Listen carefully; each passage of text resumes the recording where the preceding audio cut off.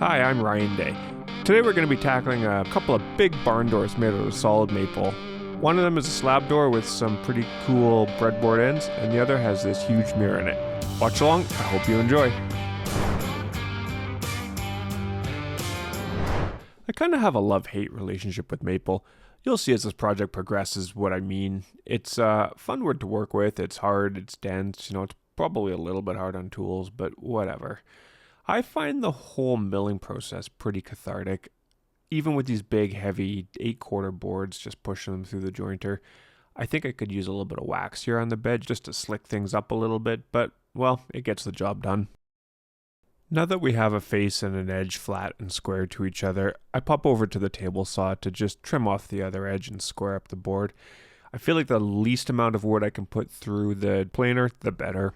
I'm leaving these boards a little bit thick just due to the size of the panel. I want to be able to have some room to work with because inevitably it's not going to be perfectly flat. So I leave them about a 1/16 of an inch, maybe a whisker less thick as I run everything through the planer.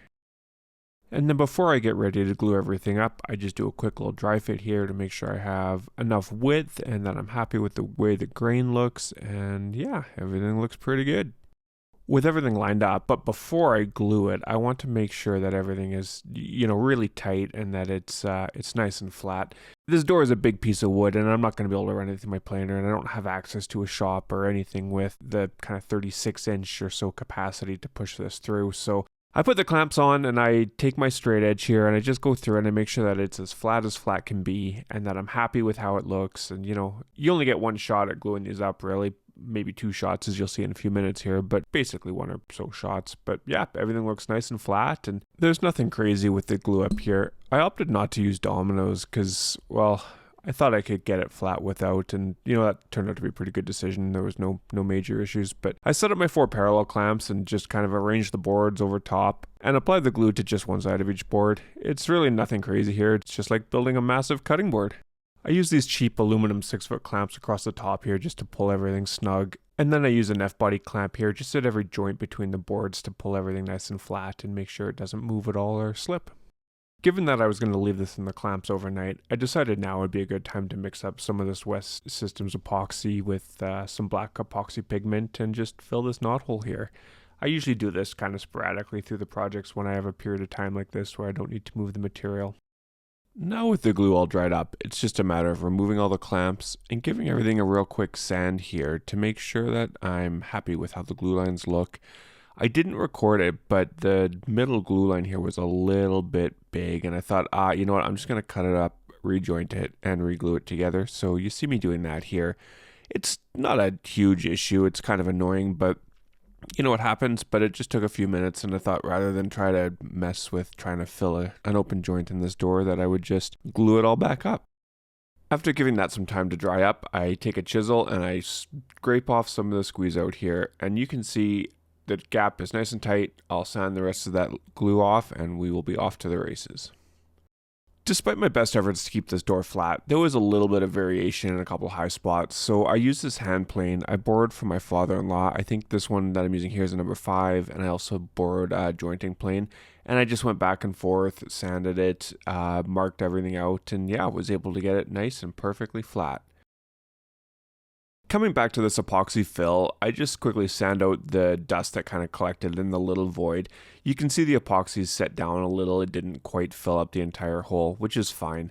I mixed up some more. This time I decided to use clear epoxy, and I just fill in the very top, letting it spill over a little bit. I used clear at this point because the color is already set, and I was a little concerned about it darkening the area around the knot. Once that's dry, I just sand it off and then vacuum out the dust holes again, and then any of these little kind of pinholes, I just fill with CA glue, hit them with some activator, sand them, fill them, sand them until everything looks good and it's all nice and smooth. To cut the door down to size, I just use my track saw and I square up one edge. I have the TSO track square, which I generally like. It works pretty good. I take a couple passes here just to get to the depth to, give my saw a chance of making it through this maple. But yeah, square up the bottom here. And then to cut the door to width, I debated trying to muscle it through my table saw, but decided it was just too heavy and opted to use the track saw. It was a bit of a reach here, but I was able to get it done and it cut pretty well. It's really nice having a track saw for these types of things. it's just hard with something this big, this heavy, working by yourself, trying to push it through the table saw. Now it's time to tackle the breadboard ends on this slab door. First up, I take the pieces I have for the breadboard ends and run them through the jointer to get them nice and squared up. I bought this Bora Portamate off Amazon. It's a roller stand thingy that I'm going to use to help move heavy items around the shop and to give me a bit of an extension surface for pushing long pieces through the jointer. So far it seems pretty good. I might put together a quick review video, but honestly it's pretty simple. I like it because it folds up small and I'm hoping it can act as a shop card as well as a roller stand. We'll see. I recently picked up this Festool 1400 OF router. To set it up for this project, I used one of these setup blocks I bought for tuning up my bandsaw. It's part of the Carter system, it's just a setup block, it works pretty well.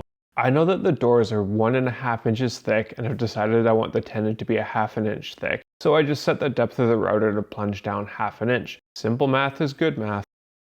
As I mentioned, this Festool router is new to me, and so far I'm finding it pretty nice. Festool stuff isn't always the most intuitive to use, but when you learn the tricks of each tool, they are pretty ingenious. I bought the guide rail attachments with the router to use for this project. They're super easy to attach to the router. You just push the guide rods through the holes in the base of the router and then push them through the holes in the guides, then tighten them down on both sides, and that's about it. If there's any slop in the guides on the track, there are 2 little screws you can use to adjust the width of the guide. Tiny turns are key here. It's really easy to go from super sloppy loose to so tight you can't move it. Cutting the tenons is pretty straightforward. I used a 7/8 inch compression bit I bought from Bits and Bits a little while ago and made a bunch of passes. I did each row in 4 passes to get my target depth, then had to cut 3 rows to get all the material hogged out of the way. Nothing crazy, just move slow and let the router do the work. Then I flipped over the door and repeated the process on the other side. I marked the depth of the cut before I started just to make sure I didn't go past it. It's important that the shoulders of the tenon are the same depth. It doesn't matter much what that depth is, just that they are the same. To lay out the tenons for the breadboard, I measure in 3/4 of an inch on each side. This is where the tenons will start and ensure that I have enough room in the mortise to allow for the door to expand and contract with the seasons. I then mark the center point and measure out the 3 tenons, each 4 inches wide, 2 on the outsides from that 3/4 inch mark and 1 in the dead center. I use my jigsaw to hog out most of the material in between the tenons here. You got to be careful to not go past where you want the short little stubby tenon, which is going to provide the rigidity in the door to be. I had that at about 1 inch. It doesn't have to be a perfectly clean cut, but the straighter the better. I screwed this up a little bit here with my jigsaw and eventually moved to my Japanese pole saw here just because it gave a more predictable result. With all of that cut out of the way, I grabbed a chisel and just cleaned everything up on the shoulder so that I'd get a nice tight fit with the breadboard. Okay, so after getting this all done, well, almost all the way done for this breadboard end, cutting the tenons, I think I'm gonna pivot here. I think I'm going to change course and use screws for this. So that means I don't need these longer tenon pieces. Just kind of the 3/4 or 7/8 or whatever across there. For the long shallow tenon will be good. I'll cut some holes for some screws. I just got to thinking this isn't a table, it's a door. It's going to be hanging vertically, and I guess I'm just worried about maybe the amount of force that will be on a single tenon in the middle and that draw dowel peg thingy. I think screwing this is going to make it a lot stronger. I can put in maybe 4 big screws, honking screws, and really suck it together. Can still leave the room for the wood movement for it to expand. But yeah, watch along. I'll fix that and we'll go from there. It's definitely a bit of annoying because this is a whole bunch of work and I lost 2 inches off of the kind of the vertical section of the door. But I think that'll be fine. We'll figure it out. With that unfortunate segue out of the way, it was time to cut these breadboard ends down to their final length. I just used the miter saw for this. I debated using my crosscut sled, but honestly I get really good results with my miter saw. It's super accurate, it's super square, so I figured why not? It's faster and easier. I needed to set up my router fence here so that the center of the mortise would land exactly in the center of this breadboard, so it was a little bit of trial and error. I used a scrap piece here. One thing I didn't notice until I was watching this video is right here you can see the fence slipping. It took me a while to get this calibrated and to kind of get it all dialed in, and now I think I know why. I made marks on my router table to know where the cut would have to start and stop, as this is like a stop dado, stop mortise thing. So I was careful here to just gently ease the breadboard end onto the router bit and then push it through. I made very shallow passes on this to get the 2-ish inch depth I wanted. I made something like 14 passes. I was going up one rotation of the router lift at a time. I can't remember what that is, but it's like a 16th of an inch, I think. So it's not very much at all. And after I got all those cuts done, I took it over to the door here just to give it a quick test fit, and it was super tight. I grabbed my block plane here and just made a couple small passes to remove just a fraction of the material off of this, and that proved to be just enough. I was able to get it pounded into place without too much effort. Okay, now that we have both sides of the mortise and tenon cut, it's time for the last little bit of layout on this side. I mark in 2 inches and then I mark the center point, and what I'm doing here is making small spots in the tenon for the screw to go through, just to allow it to have that seasonal wood movement and to allow enough room there for the wood to expand and contract. Then I grab my pull saw and I just cut this back till I'm just about to the shoulder of the tenon. I used a coping saw here to turn the corner so I could cut kind of parallel to the tenon shoulder here to remove the bulk of the material. And then just a bit more cleanup with the chisel, and this spot is done. I then repeated the process for the other 2 screw holes on this end of the door. I put the breadboard end on top of the door and then transfer the cuts that I had for the screw holes from the door onto that breadboard end. I carried these up to the top, and this I'll use to mark out the center of the holes I have to drill through next. I have this Miles Craft drill guide that I use to help try to keep me drilling straight here. That's definitely not my forte, but I was able to get the holes really straight with this guide. It was a little bit trickier here with this super long drill bit. I should have clamped it down, which I did for subsequent holes, but got the holes drilled all the way through for the screws. This is the secret to this type of breadboard end. I used a slightly oversized drill bit here and just reamed out the hole so that there was enough movement in the screw to account for the expansion and contraction of the door in the end. If you don't do this, it'll be too tight and you're bound to end up with problems. After that, I pounded the end back onto the door so that I could mark out where the screw holes were going to go. To do this, I just took the screw, pushed it through the hole, and just started to ever so slightly drill it into the door, but not enough that it could, risk splitting it or make any serious progress into the door. And then I just cleaned up the tenon a little bit here and pre-drilled those screw holes. The trick here is to glue up only the center piece of the mortise. I put glue in the center maybe 4 inches or so, as it would have been if I would have continued on the path with a hunched tenon. This seemed to work really well. I just put it on the tenon here on the top and the bottom, spread it around with my finger, and that was it. You really have to make sure you don't glue more than just that center piece, otherwise you'll end up with problems with expansion, which is the whole point of all of this work, is to try to combat that. Then it was pounded back into place one final time and drive home those screws. And with those done, let's move on to this mirrored door. So I bought some 1/2-inch maple veneered plywood and I rip it down to the size of the mirror. I bought the mirror from a place in Calgary called Calgary Mirrors and Glass. They're great service, great to work with. So I just took this sheet of plywood, made sure it was perfectly square and to the exact dimensions of the mirror because I didn't want to have to fuss with cutting it down or dealing with it after. One thing I learned through this process is you have to use a special type of silicone with mirrors, so I bought some from the glass supply place. Apparently otherwise, normal silicone can eat the back of the mirror, and that's really not what you want. So I just put a bunch of golf ball-ish sized daubles of this silicone all over the mirror, and then I set the glass on top, and I decided that I didn't know how to clamp this. I didn't want to just use normal clamps, so my wife helped me here, and we picked up the big slab door. We put some protective layers down, picked up the big slab door, and set that on top to hold it overnight, and that worked really well. One of the things I try to do is be as efficient as possible, so with the slab door kind of out of commission and not able to really work on the mirrored door, I decided it was a good time just to sand the one side. So I made a bunch of pencil marks here. I went through and I sanded, I believe I went 80 and 120 grit. I usually wait for my final grit till I'm closer to the finish, but yeah, just kind of went through and gave it a good sand. The holes on the tops and bottoms of the breadboard ends aren't going to be visible, but I thought it was just a nice detail to plug them. So I took my Veritas plug cutter and a piece of scrap maple here, and I just quickly cut some 3/8" plugs to fill those holes. There's always something satisfying with just popping these plugs out of their little receptacles. Hopefully this door never comes apart, so I just glued the plugs in. I just squeezed the Daba Type-On 3 into each hole, and you can see it oozing onto the floor here, but I'll clean that up later. Then just plop them in, give them a little tap with a hammer, and I opted to sand them off, which was a bit of a slow process, but it got it done.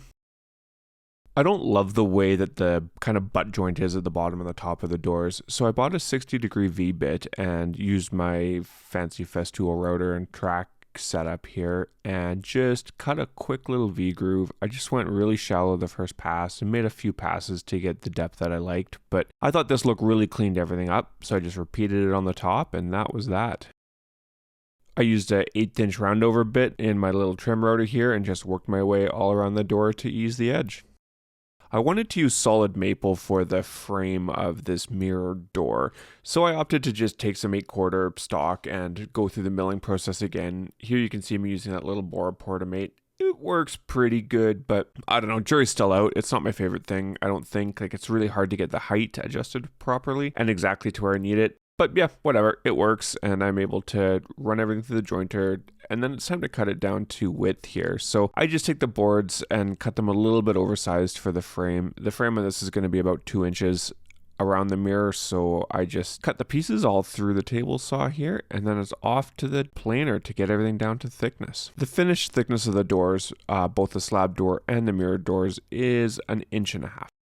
To fit the mirror in, I cut a dado in each of the side and top and bottom pieces, the same thickness as the mirror and the plywood, and I left a little bit of space just for any expansion because I don't want the mirror to crack.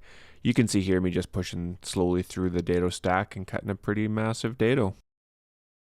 I cut the miters for these on the miter saw. My preference is to use my table saw generally for this with a miter gauge, but these pieces are just too long, there's just not enough room, so I used the miter saw. When I stuck the mirror down to the piece of plywood here, it shifted a little bit when it was drying, so I just take a block plane and remove the excess plywood. It's definitely easier here to plane off a little bit of plywood than it is to try to plane off a little bit of glass, so I probably wouldn't recommend trying that. And I decided to give everything a quick little dry fit here just to make sure everything lined up, that the dados were the right size, that everything kind of fit around the mirror, and yeah, pretty happy with how it goes, so it's time to cut the dominoes. I opted to cut dominoes in each of the corners just to provide some extra strength. Since the mirror door is going to be hanging from the top, I didn't trust a little bit of glue just at the glue joint in the corners to support the whole door, so dominoes it was. And I did one more quick little dry fit here with the dominoes in just to make sure everything was nice and tight and I was happy with everything and there was no surprises, so good to move on to the glue.